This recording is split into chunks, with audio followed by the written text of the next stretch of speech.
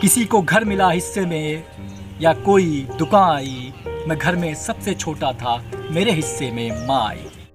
अभिवादन स्वीकार करें, मैं शफीद और आपने देखना शुरू कर दिया है जनदर्शन न्यूज।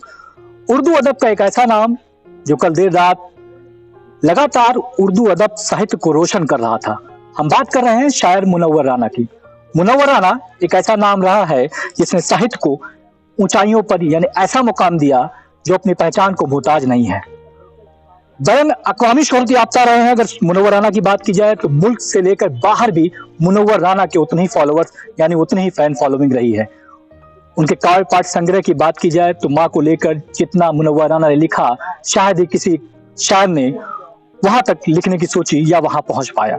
26 नवंबर 1952 को उत्तर प्रदेश के रायबरेली में पैदा हुए मुनव्वर राना सन 47 का वो दौर देखा जब देश का बंटवारा हुआ और उनका परिवार पाकिस्तान रुख कर गया।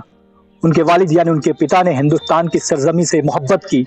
उस मोहब्बत के तहत वह हिंदुस्तान में रुके और यहां पर रहने का फैसला किया। आजादी कुछ वक्त बाद मुनव्वर राना के वालिद कलकत्ता की तरफ गए। व्यवसाय का दौर था, खाने कमाने की जरूरत थी और कलकत्ता की तरफ पहुंचे।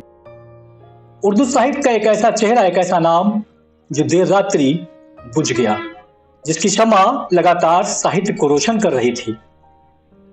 मुनव्वर राना एक ऐसा नाम रहा है जिसने अदबी क्षेत्र साहित्य के क्षेत्र में हिंदी, उर्दू और अवधी भाषा में ऐसी मिलान करके वो शायरी किया करते थे जो आम भाषा में आम आदमी, आम जनमानस को समझ में आती थी। मुनव्वर राना के जाने से अदब के क्षेत्र को एक बड़ा नुकसान हुआ है। हमारे साथ मौजूद हैं डॉक्टर विनोद उपाध्याय, जिनकी नज़में, गजल साहित्य के क्षेत्र में उनके काव्य पाठ जो करते हैं उसको लेकर एक बड़ा नाम रहा है। हम जानने का प्रयास करेंगे मुनव्वर राना का जाना साहित्य के क्षेत्र में कितनी बड़ी क्षति है। डॉक्टर विनोद उपाध्याय जी, मुनव्वर राना बड़े शायर रहे हैं, नाम के मुताज बिल्कुल नहीं है। उनका जाना साहित्य के क्षेत्र में कितनी बड़ी क्षति मानते हैं आप? देखिए, मुनव्वर राना साहब जब भारत का बंटवारा हुआ तो काफी करवी लोग पाकिस्तान चले गए। उनके पिता ने सोचा कि हमको भारत में रहना है और भारत में रह करके उन्होंने यथार्थ का अपनी शायरी में चित्रण किया। जैसे मैंने लिखा, अभी बहुत पहले मैंने गजल कही कि चिरागे मोहब्बत जलाने से पहले, तो उसको मैंने फिर तरमीम किया, नहीं, चिरागे मोहब्बत बुझाने से पहले चले आइए दूर जाने से पहले, हमारा तुम्हारा तुम्हारा हमारा भरम टूट जाएगा जाने से पहले। तो मुनव्वर राना हमारे बीच से जा चुके हैं। अदब की जो खिदमत मुनव्वर राना ने की है उसे कभी भुलाया नहीं जा सकता। और उन्होंने माँ पे जो कुछ कहा, शायद किसी शायर ने, पूरी दुनिया में किसी शायर ने ऐसा नहीं कहा कि जरा सी बात है लेकिन हवा को कौन समझाए, दिए से मेरी माँ मेरे लिए काजल बनाती है।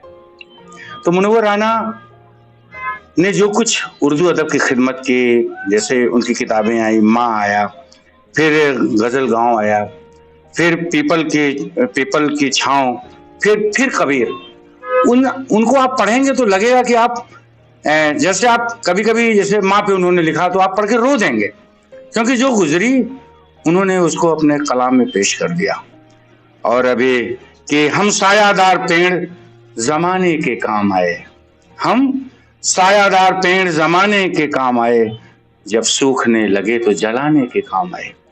मैं पूछना चाहता हूं कि इस तरह की शायरी बहुत कम देखने को मिलती है और मुनव्वर राना का जाना हम लोगों के लिए बेहद दुखद है और उर्दू जगत को या साहित्य जगत को बहुत बड़ा नुकसान हुआ है, जिसकी भरपाई कर पाना असंभव है। बल्कि पूरी दुनिया उर्दू अदब के एक बहुत ही नामवर शायर थे।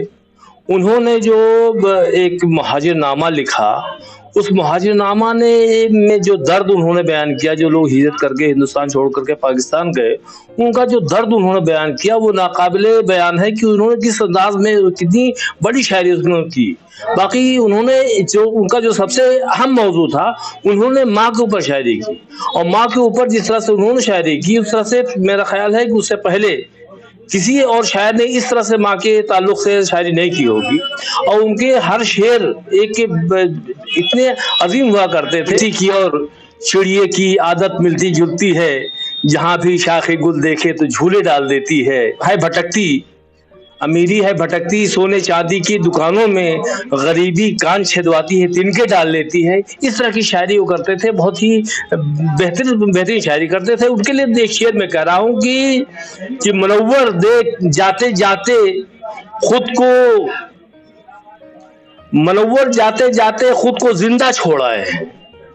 मुनव्वर जाते जाते खुद को जिंदा छोड़ आए हैं, आलमे बरज़ख में सबसे कह रहे होंगे, मुनव्वर आलमे बरज़ख में सबसे कह रहे होंगे कि हम भारत के हर शायर को रोता छोड़ आए हैं, कि हम भारत के हर शायर को रोता छोड़ आए हैं। तो डॉक्टर मुनव्वर राना की जाने का जो दर्द है वो मैं बयान नहीं कर सकता। इस कदर समझिए पूरे हिंदुस्तान के तमाम अहले अदब और शोरा जितने भी हैं, जितने भी कवि हैं, उन सबको जो है उनके जाने का बहुत ही कल्क है। और क्यों कोई जोड़ नहीं है, कोई दूसरा शायर नहीं है जो उनकी बराबरी कर सके। कुछ वक्त बाद फिर लखनऊ की तरफ रुख किया और कहा जाता है कि जब मुनव्वर राना लखनऊ पहुँचे तो लखनऊ की तहजीब, वहाँ की नज़ाकत, वहाँ की मेहमान नवाजी, वहाँ का अदब, सब ने मुनव्वर राना को मुतासिर किया और मुनव्वर राना ने लखनऊ रहने का फ़ैसला किया। इस दौरान मुनव्वर राना लगातार लिखते रहे। उनके काव्य पाठ यानी उसके संग्रह की बात की जाए, उनकी शायरी की बात की जाए तो उनके अल्फाजों में हिंदी, उर्दू अदब और अवध के अल्फाजों का समावेश यानी उनका मिला जुला असर रहा। मुनव्वर राना लगातार उनके काव्य संग्रह यानी उनके शायरियों की बात की जाए तो उन्होंने माँ को लेकर बहुत सारी शायरियाँ की। कहा जाता है मुनव्वर राना माँ पर इस तरह शायरी लिखते थे कि उनके पास अल्फाज ही ख़त्म नहीं होते थे। उनकी माँ से बहुत लगाव रहा। अफजल भाई, मुनव्वर राना एक बड़ा नाम रहा है और इस दुनिया से होकर रुखसत कर गए। उर्दू अदब के लिए साहित्य के क्षेत्र में कितनी बड़ी क्षति मानते हैं मुनव्वर राना के जाने से? मुनव्वर राना एक ऐसी शख्सियत जो सिर्फ खास लोगों की शायरी नहीं करते थे, बल्कि फुटपाथ पर बैठे ठेला लगाने वाले, गांव में बैठे उस गरीब झोपड़ी में रहने वाले औरत, उस माँ, उस बेटी, उस बहन, उस मजदूर की बात करते थे। इसकी वजह से उनकी मकबूलियत, उनकी शोहरत गांव गांव, गली गली, कूचे कूचे, यानी हर गरीब से लेकर गरीब और अमीर से लेकर अमीर, यानी शीश महल वाले भी और फुटपाथ वाले भी, सभी के दिलों के वो राजा थे शायरी की दुनिया में। ऐसी शख्सियत मिलना मुश्किल है। मैं तो कहता हूं, मुझे ऐसा एहसास होता है कि मुनव्वर जैसी शख्सियत अब दोबारा पैदा नहीं होगी। माँ को लेकर मुनव्वर राना काफी गमगीन रहे। अपनी माँ को लेकर उनकी शायरी में, उन यादों में झलकता था। क्या लगता है ऐसा कोई शायर गुजरा जिसने माँ पे इतनी शायरी लिखी हो? नहीं, शायर तो बहुत सारे हैं, उन्होंने माँ पर लिखी, लेकिन माँ की जो शेर माँ हर माँ की जुबान पर याद हो जाए। जैसे मुझे शेर याद आता है कि बड़ा प्यारा शेर है उनका, जब भी कश्ती मेरी सैलाब में आ जाती है, जब भी कश्ती मेरी सैलाब में आ जाती है, माँ दुआ करती हुई ख्वाब में आ जाती है। एक शेर माँ का मुझे उनका और याद आता है कि मैं जब तक घर न लौटूं मेरी माँ सजदे में रहती है। ये ऐसा कर्ज है जो मैं अदा कर ही नहीं सकता, ये ऐसा कर्ज है जो मैं अदा कर ही नहीं सकता, मैं जब तक घर न लौटूं मेरी माँ सजदे में रहती है। ये सब आम लोगों की शायरी है।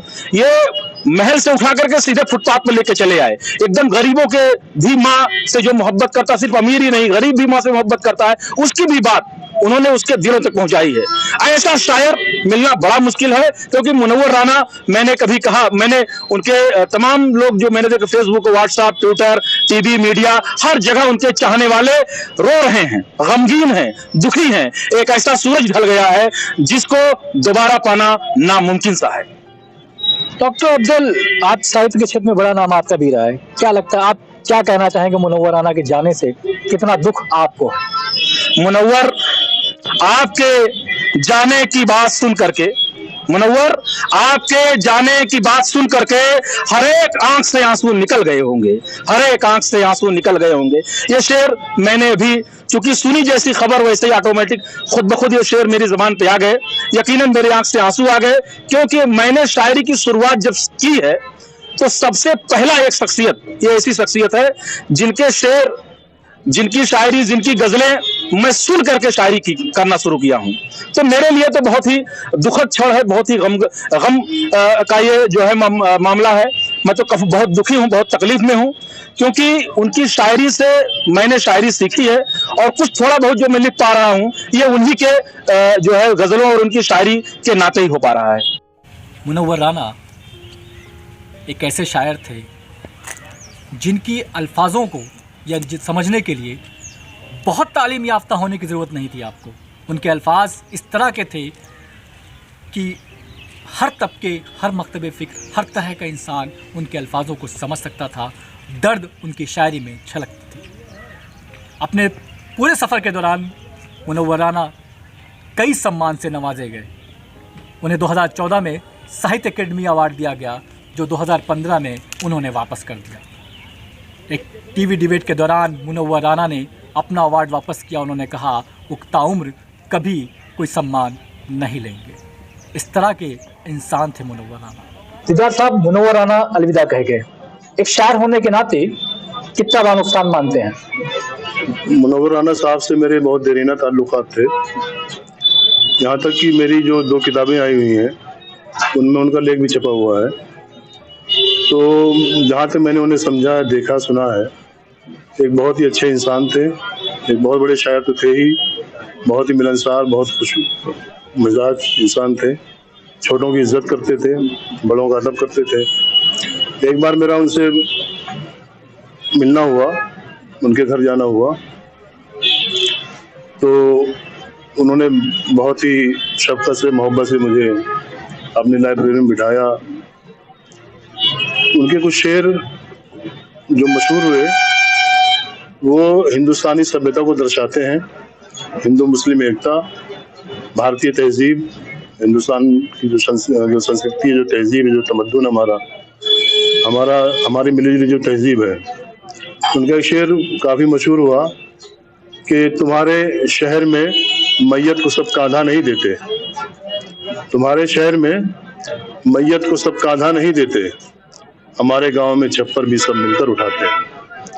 तो मुनव्वर राना साहब का जाना हिंदी साहित्य के लिए, उर्दू अदब के लिए, वो हिंदी मंच हो या उर्दू स्टेज हो, सबके लिए बहुत बड़ा नुकसान है। एक जो सिलसिला चला रहा था शायरी का, जो उन्होंने शायरी को बेवाओं का दर्द समोया, उसमें यतीमों का दर्द समोया, गरीबों का, मुफलिसों का, नादारों का, मजदूरों का, परेशान हालों का, मुफलिसों का, इस सारे दर्द को जो निचोड़ करके उन्होंने अपनी शायरी में पेश किया, और लाजवाब शायरी रही है। और वो आने वाले कई सालों तक मैं समझता हूँ कि उर्दू अपनी किताबों के जरिए, अपनी शायरी के जरिए उर्दू अदब में और हिंदी साहित्य में जिंदा रहेंगे। एक शायर होने के नाते दीदार बख्तरी मुनव्वर राना को कैसे याद करें? मुनव्वर राना साहब के शेर ही उनके याद करने के लिए काफ़ी हैं। उनके सैकड़ों शेर हैं जो लोगों की ज़बान पर हैं। उन्होंने अपनी एक किताब लिखी कि महाजिर हैं मगर हम एक दुनिया छोड़ आए हैं, महाजिर हैं मगर हम एक दुनिया छोड़ आए हैं, तुम्हारे पास जितना है हम उतना छोड़ आए हैं। तो इस शेर के ज़रिए जाना जा सकता है कि उनकी जो कोशिश रही है अपनी बात कहने की, लोगों की बात कहने की, जितना देखते थे वो लोगों का दर्द महसूस करते थे, जो देखते थे वो अपनी शायरी में डाल देते थे। और वो उस तरह का शायर मैं समझता हूँ इस वक्त हिंदुस्तान में कोई नहीं है। ये एक ऐसा कर्ज है जो मैं अदा कर नहीं सकता, एक ऐसा कर्ज है जो मैं अदा कर नहीं सकता, मैं जब तक घर न लौटूं माँ मेरी सजदे में रहती है। की जाए मुनव्वर राना की उनकी शायरी की तो एक लंबा वक्त सा गुजर जाएगा। मुनव्वर राना ने इतना लिखा कि आपको पढ़ने के लिए बहुत वक्त चाहिए और बताने के लिए बहुत वक्त चाहिए। जन्नत का जिक्र करते हुए, स्वर्ग का जिक्र करते हुए मुनव्वर राना ने कहा चलती फिरती आँखों से अज़ां देखी है। लगातार ये इस तरह की शायरी, ये ऐसे अल्फाज रहे या ऐसी शायरी रही जो मुनव्वर राना हर मुशायरों में पढ़ा करते थे। चलती फिरती आँखों से अज़ां देखी है, मैंने जन्नत तो नहीं देखी मगर माँ देखी है। मुनव्वर राना को उनकी शायरी के लिए हमेशा याद किया जाएगा। उनकी शख्सियत के लिए कहा जाता है कि इस हुकूमत के आयोजनों, गरीबों का दर्द, अपनी हक बयानी और तख्त बयानी के लिए मुनव्वर राना हमेशा जाने जाते रहे। शायरों के दिलों में आम जनमानस, आम लोगों के दिलों में मुनव्वर राना हमेशा जिंदा रहेंगे। जनदर्शन न्यूज़ मुनव्वर राना को उनकी शायरी और उनके किए हुए उर्दू अदब साहित्य के योगदान को लेकर उनको श्रद्धांजलि अर्पित करता है। वीडियो जर्नलिस्ट मोहम्मद आरिफ के साथ मैं अशरफ सैयद, जनदर्शन न्यूज़ के लिए बस्ती